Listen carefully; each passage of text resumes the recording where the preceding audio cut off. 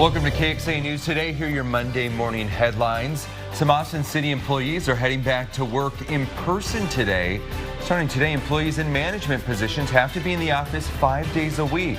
City manager says all other employees will need to return to the office at least 3 days a week starting in October.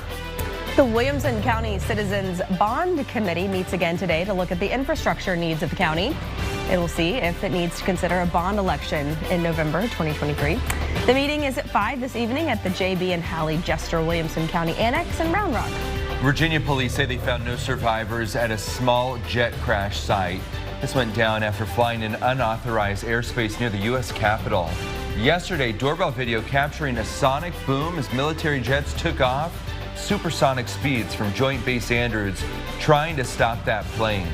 The pilot incapacitated, but it's unclear what exactly happened. And this morning we have a live look at downtown Austin from our Estonian camera. Thanks for joining us. I'm Tom Miller. I'm Erica Brennis. Meteorologist Kristen Curry joining us. You might have woken up to some rumbles of thunder or lightning. Yeah, I saw some lightning on my way in. A few isolated storms out there, not impacting most of us, but they're still going to bring us some rain, and we need it. Let's take a look at what's going on radar here. You can see as far as the activity goes at this hour, it's kind of spread right over Travis County. These are pockets of moderate to heavy rain. Every once in a while we see some lightning pop up, but in general these are not very heavy, they're not very strong, they're not severe. They're just going to be something to watch for your morning drive. Some wet roadways possible out there in western and southern Travis County, but hey, this is a good thing. We're not tracking hail, we're not talking tornadoes. It's just some showers that we have this morning and probably a little bit more in the way of thunderstorm activity later today. Live look outside, taking you out to southeast Austin courtesy of our Whittlesey Landscape Supplies weather camera there. Clouds will be with us through pretty much the entire day, more clouds than sun.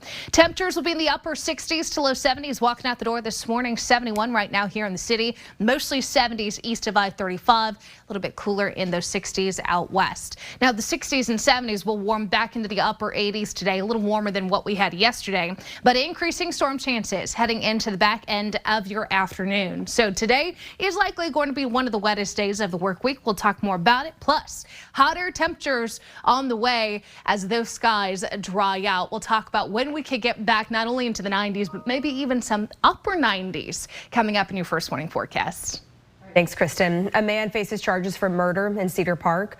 Police outside of Corpus Christi yesterday arrested 23-year-old Bradley Stanford. And he's charged in the murder of 24-year-old Akira Ross. She was found shot dead in a Circle K parking lot in Cedar Park Friday.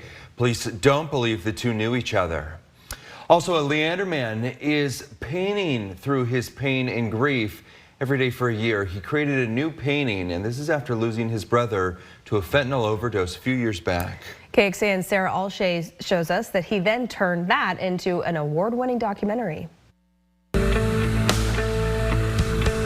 Channeling grief into art. The grief and the anger and the sadness and the joy at times. I could see that for myself in the paintings and in the colors and in the vibe of the painting. That's what Leander artist Preston Zeller did after losing his brother to a drug overdose involving fentanyl in 2019. He was a combat veteran in the military, in the Army. We really were pieces of each other, especially growing up. Zeller says for 365 days, he created a new piece of abstract art while processing his brother's death. 280, 349.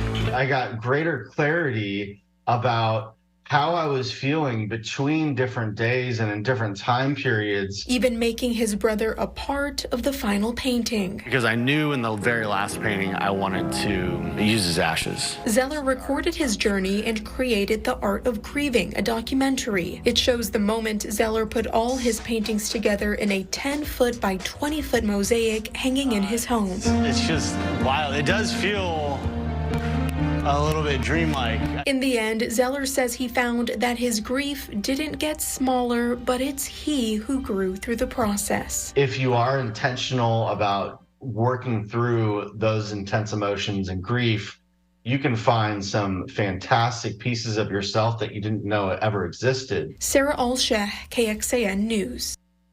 Zeller says The Art of Grieving was named Best Documentary at 3 film festivals, and it's been seen in 25 countries. For a list of places to find it, go to this story on KXAN.com.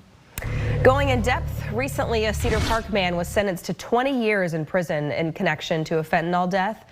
29-year-old John Claude Mayama sold counterfeit oxycodone containing fentanyl to somebody in December of 2020. That person was later found dead. An autopsy revealed the cause of death to be fentanyl toxicity. And still on the governor's desk, a bill that would increase the criminal penalty for those who distribute fentanyl. In cases where that distribution results in death, the bill would allow for murder charges. It would also require death certificates include either the term fentanyl poisoning or fentanyl toxicity. Austin police continue to investigate the possibility that a man they arrested last week could be a serial killer. Investigators have tried to tie Raul Mesa Jr. to at least 2 recent homicides, an 80-year-old Pflugerville man last month and a woman in 2019. Police believe he could also be connected to 10 additional murders, maybe more. Mesa is scheduled for a court appearance on July 10th. The federal grand jury in the Donald Trump classified documents case is expected to meet again this week. This is part of the Justice Department's investigation into the former president's handling of classified documents. For months, prosecutors working for special counsel Jack Smith have presented the grand jury with evidence and witness testimony. It's unclear whether prosecutors are prepared to seek an indictment at this point. Trump maintains, though, he hasn't broken any laws and that the investigation is politically motivated. Travis County leaders are meeting today to talk about mental health assistance, why some say it's desperately needed. And KXAN investigating the effects of a backlog of food stamp applications as thousands of families are dealing with delays. Good morning. This is a live look outside from our Whittlesey Landscape Supply camera in South Austin. This is the area where earlier we were seeing a little bit of lightning as some light grade thunderstorms rolled through the area. I want to tell you about a meeting today. This could help outline how a Travis County program will help people with their mental health. We've told you that Travis County is in the beginning stages of creating a mental health diversion program and a diversion center, so that instead of going to jail, some people who have committed nonviolent crimes, they would get mental health and substance use care instead. Today, everything from short-term solutions to funding could be hashed out. There's a lot of options, obviously a ton of need, but we want to do something with this pilot to where it's going to help us and figure out long-term what we're going to be doing here in Travis County. While county leaders figure out what the program could look like, staff are simultaneously working to come back to county commissioners with an idea of what the actual diversion center would look like. That should come back by the fall. A new online master's program at the University of Texas. When we could see this debut. And how a new Texas bill could soon save you a trip to the auto shop. Good morning. Texas one win away from advancing to the Super Regional, and they got it. We've got highlights and reactions later in sports. Keep it in.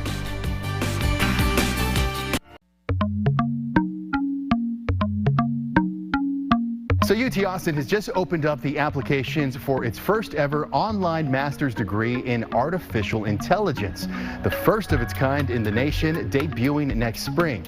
Now, obviously, AI is an emerging field. The university estimates there will be 97 million new AI-related jobs globally just over the next 2 years.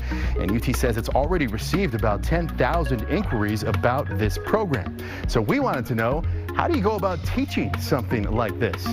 To answer that question, we came to the program's brain trust here at the Gates Dell complex at UT, a building that, by the way, is designed to look like a microchip, to get a better understanding of what exactly these students will be learning. By now, you've probably heard a lot about AI, technology like ChatGPT that can mimic human language, and generators like DALL-E that can create images of anything you can imagine. The applications for computers that can do the thinking for us are pretty endless. Organizations, companies are dire need of people with these skills, but there aren't enough people out there to hire. Eric Bush is the managing director of Computer and Data Science Online for UT Austin. He says UT's AI Master's program has been scaled to educate thousands of students, many of them already working professionals, as opposed to the dozens that would typically sit in a physical classroom for an advanced field like this. So this has been something that's been in the works for a while. The degree has also been priced at about $10,000. And that is a game changer for a lot of folks. People have realized that these tools are changing the way that we're doing business and we're doing science. So computer science majors and computer science master's degree students keep telling us we need to learn these tools. Professor Adam Clivens, director of UT's Machine Learning Lab, will be leading some of the AI courses. He says students will be required to have some base knowledge in computer science, statistics, or electrical engineering. I had to ask him, though, in his simplest explanation for us, what will they be learning when it comes to AI? Well, I think first they're learning sort of the mathematical tools that underlie all of these techniques. As for fears on the potential pitfalls of AI, Clivens and Bush say of the 10 courses offered in this program, the only one that will be required will be ethics. Ethics. We're taking that very seriously, and we have a lot of case studies to show, when the tools can go a little off the rails and how you can compensate to make sure that that doesn't happen. And once again, the applications just opened this month. We have a link to the program's website on our website at KXAN.com. Wow. That was some super free interesting. Time? You want to take that, that master's course? I do. I thought that was interesting that it said there's expected to be 97 million jobs in this field because all we've talked about is how AI is going to be taking everybody's jobs. Yeah. At least do nice we need to consider that, there will be jobs in that field. What's crazy to me is this is literally in the backyard and it's going to change the world. Yeah, it's absolutely. like the AI is not going anywhere. As they say, what starts here changes the world. Yes. All right, let me show you what's going on with your forecast because I'm going to jump right into the storms that we have sitting over Travis County. They're not severe. They're not too much of a concern other than the fact that it's going to wet the roads and drop some raindrops on you on your windshield getting out. So anywhere from Fitzhugh out there in northern Hayes County to the far eastern corner of Travis County over the Manor area, we are picking up some moderate to at times heavy rain. We love to see it. We've got more on the way if you're not seeing the rain at the moment, but starting to pick up some of that rain downtown. 71 degrees, winds are calm, humidity 78%. Now, you'll notice those rain chances start low, 10-20%. They grow, though, through the day. We are on our way to a 50% chance of storms and showers. Temperatures going to top out in those upper 80s. So let's talk about this because with activity like this, without a focal point for those storms, our computer models tend to struggle with what happens later in the day. But I like this computer model the best, showing a little bit of storm action this morning. That clears as we get past sunrise. Little break here early afternoon, and then late afternoon and evening, here comes our next round. This is going to be that 50% chance of storms and showers you see in my forecast today. So again, not everybody will see it, but those who do have the potential to see some pockets of heavy rain. I'm not expecting these storms to be severe, just a general risk. Maybe some small hail, but more than likely it'll be some localized flooding concerns that we'll run into as any of these showers and storms that are well developed have potential to quickly drop about 1 inch to 2 inches. But that's going to be the isolated amounts. Most of us will see anywhere from, I would say, a few 107 inch to a ½ an inch. So manageable rainfall, but it's those pesky storms that set up and just kind of not move that give us those higher rainfall totals in a short amount of time. Today will be the stormiest day of the next 7. We've got slightly drier conditions tomorrow, but still likely to see storms in the afternoon.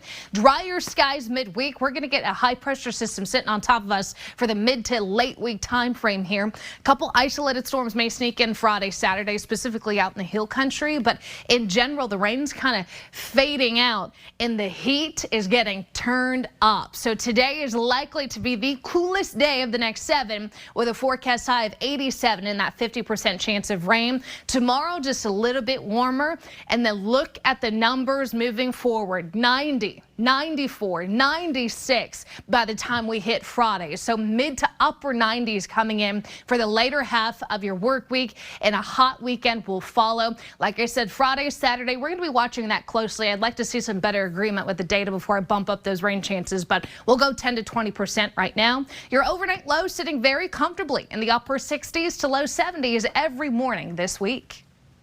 Much, Kristen. An Arkansas World War II veteran celebrated his 105th birthday over the weekend, and his nursing home decided to honor him with a big celebration. Ashley Crockett talked with the family of the war veteran with plenty of rich stories to share.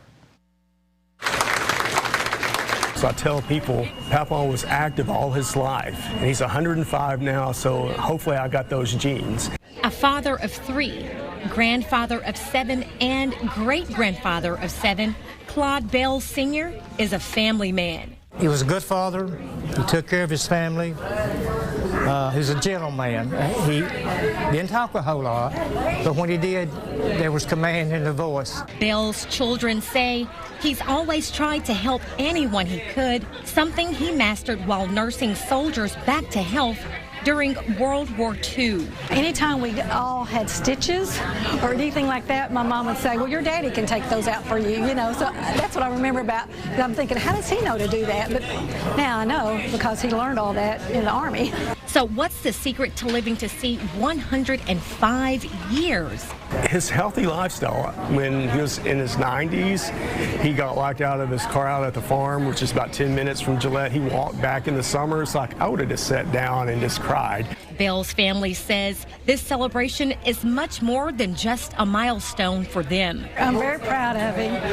It was very wonderful to hear that he was the oldest living World War II veteran in Arkansas. I want to be like that when I'm 105. 56 years from now, I hadn't even lived half his life. To have a father that's 105 and oldest veteran in Arkansas, who could ask for anything more? Happy birthday, Mr. Claude. Happy birthday to you. That is an incredible milestone. Truly, can you imagine? No, I really can't. All right, let's tell you about this. Tens of thousands of people flocking to Central Florida this weekend to take part in Disney's Gay Days celebration. Gay Days organizers encourage visitors from around the world to come to one of Florida's largest LGBTQ+ celebrations. Attendees were able to take part in an expo, go on rides, mingle with costumed performers, and attend parties. The first Gay Day started as a single-day celebration in 1991. This is KXAN Sports, brought to you by Thomas J. Henry. Good morning. Texas had a chance to advance to the Super Regional of the NCAA baseball tournament on Sunday. They took on Miami, who they beat Saturday night, so one more win would mean advancing to the Supers. Tanner Witt, the sophomore pitcher, got the start on the mound for Texas, and he gets a strikeout to end the first inning. All good right there, but here we go. Things go off the rails a little bit in the top of the second. Dom Pitelli with a 3-run shot over the palm trees in right field to make it 3-0 Hurricanes. Bottom of the third, though, Texas coming back. Jared Thomas with an RBI double to make it 3-1 Texas. Then in the bottom of the third, Peyton Powell with a 2-run single to right. That allows Thomas to slide in safe to tie the game up at 3. Bottom of the third, Garrett Gilmet now. It's his turn. He delivers this one to left field, breaking from the other fellas who brought in runs. That brings in 2 more to make it 5-3 Texas. Bottom of the third. Texas not done. Jalen Flores with the bases loaded, and that goes over the center field wall to make it a grand slam. 9-3 Texas, a 9-run third inning for the Longhorns to take control of the game. Top of the 6th, 2 on for Miami. Charlie Hurley on the mound now, and he strikes out Jacoby Long to end the inning. Score remains the same. But here comes Miami, not going away quietly. Yohandy Morales with 2 on in the top of the 7th. That's a 3-run shot. And Morales gives Miami life. They couldn't take advantage of it, though, for a while. Top of the 9th, Zane Morehouse trying to close things out with 2 outs, and he does. With the strikeout, there you have it. Texas advances to the Super Regional, beating Miami 10-6 and sweeping the Coral Gables Regional. coming into this regional, I think that's what me and a lot of the young guys come here for. We come to, go to Omaha. So this is one of the steps. I think the team came in with a little bit more edge about us coming into this regional, not being at home, playing some teams we haven't played yet. On a new field, I think that kind of lit a fire under us. All right, so Texas moving on to the Super Regional. That's it for sports. Let's go back over to you. Thanks for joining KXAN News today. You can also listen to KXAN News Nightly every weekday after 5:30 p.m. for in-depth coverage on what matters most to you.